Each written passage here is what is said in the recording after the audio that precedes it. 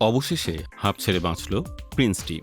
সব সমস্যা দূর করে ভারতে ভিসা পেয়ে শুরু হয়েছে প্রিন্স সিনেমার শুটিং। ইতিমধ্যেই সেখানে শুটিংয়ে অংশ নিয়েছেন শাকিব খান সহ প্রিন্সের অভিনয় শিল্পীরা।